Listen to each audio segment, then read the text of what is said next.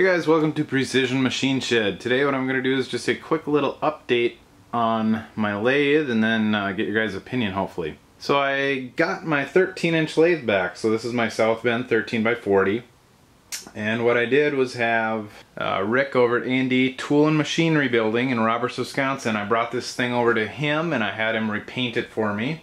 And he did basically a kind of a factory, not a South Bend factory, but like a, you know, if this machine was in use and a factory called him up to do it, he did kind of a factory repaint on it. What they usually do is they degrease them, they sand them up, get any loose or chipped paint off, and then they degrease them really well, and they tape off all the critical parts, and then they spray it. So he did a primer coat, and then at least one or two top coats of catalyzed enamel coating on the top. It's the same system that I used on my South Bend Heavy 10, and that has held up extremely well. And this guy turned out extremely well too, so I'm pretty happy with that. If you're interested in having him do that or any other work on a lathe or milling machine, you can give him a call. I'll have his information in the description below. If you want a price on this stuff, you'll have to get it directly from him.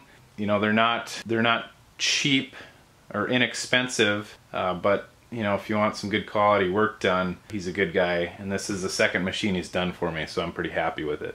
There's still a few more things I got to do to this guy yet, and I'm still working on making sure everything is working properly. I was working on the taper attachment the other day because I don't think that thing has moved in probably 20 years. So I was working that loose and making sure everything's oiled and clean and ready to go, and as far as mechanically. So as you can see here, I still got a few more things to do yet. I'm gonna make a backsplash, kind of like I did in my Heavy 10, just a shelf and a few other things, and then we'll be good to go. The next thing I was gonna do is ask you guys for your opinion. I appreciate all your guys' opinion, and I would like to just throw it out there and see what you guys think. I'm thinking about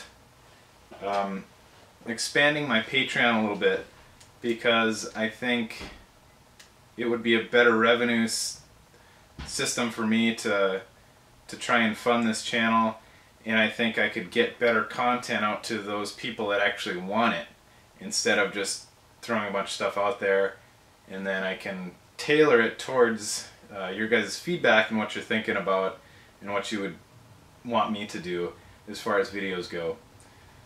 What I'm thinking about doing is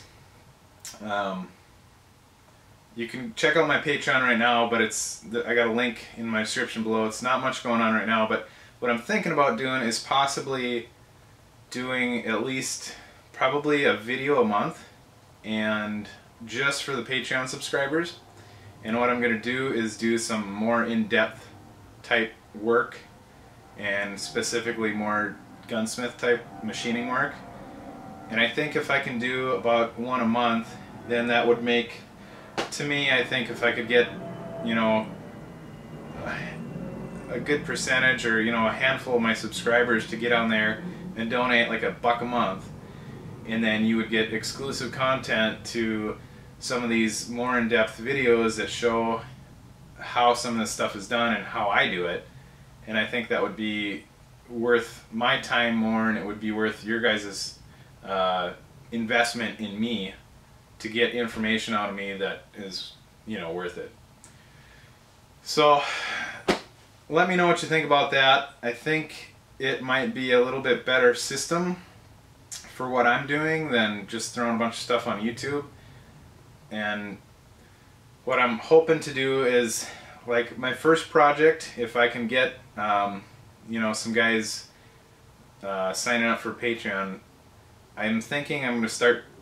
My first project is going to be my barrel job for a 6BR, and I've been talking about that for like 2 years now, but I think if I put that on Patreon and I go through step by step, and I don't like cut it out, and I don't minimize things and speed things up, so I can actually go through and show you what I'm doing, I think that would be good for you guys if that sounds like something you want to do. And then on top of that, I was going to take all that content, you know, say I spend like an hour making a video for my Patreon subscribers, I would take that content and squish it down into like 3 minutes and not explain anything at all and just show a couple of the steps of the video and put that on YouTube.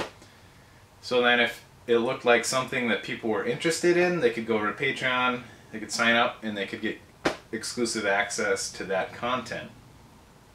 I'm not quite sure how the exclusivity of the content works yet. I gotta do some more research, but I'm trying to shift things around a little bit on my channel to make it more worthwhile for everybody's time, because I know when you guys watch this video or any of my videos, you know, you're spending your time that you could be doing something else. So I greatly appreciate you taking the time to watch these videos. So let me know what you think about that, if that's a good idea or not. If I get a bunch of positive feedback, I'm probably going to go in that direction, and I might start going in that direction anyways. I have 3 great subscribers for Patreon right now, and a Texas gun guy, I think is, and I cannot remember the other 2 guys right off the top of my head, but they've been awesome. So let me know what you think. I'm thinking about doing the 6BR, which could be a couple of videos, and then I'm also thinking about doing some other barrel jobs that nobody else has done on YouTube yet, and I think that would be a very good resource for some people to see how some of that stuff is done, because I know there's a lot of questions about that particular thing. Got the old Loris cleaned up. Put my 4-jaw Badurez chuck on there because my 3-jaw I had that came with this lathe, the back plate on that chuck is bad. The threads are too large, so that every time you put the chuck on there, it doesn't index properly. So I got to get a new back plate for that guy. And I also have an independent 3-jaw, kind of like a buck chuck, but I'm not sure, it doesn't say what it is. I'm going to put on this guy, but I got to cut out my back plate on that one because it's a 1 1/4 or something. It's a smaller spindle on that one. So, alright, so now that I got 2 awesome lathes, I should be able to get you guys out twice as much stuff, maybe? Probably not, but a little more versatility is always a good thing to have available. So, please be sure to leave your comment below. Let me know what you're thinking about this video, everything that I've said, and give me a thumbs up if you like it. Share it with your buddies. Maybe they might find this interesting. And check out Patreon. It's coming your way here pretty soon.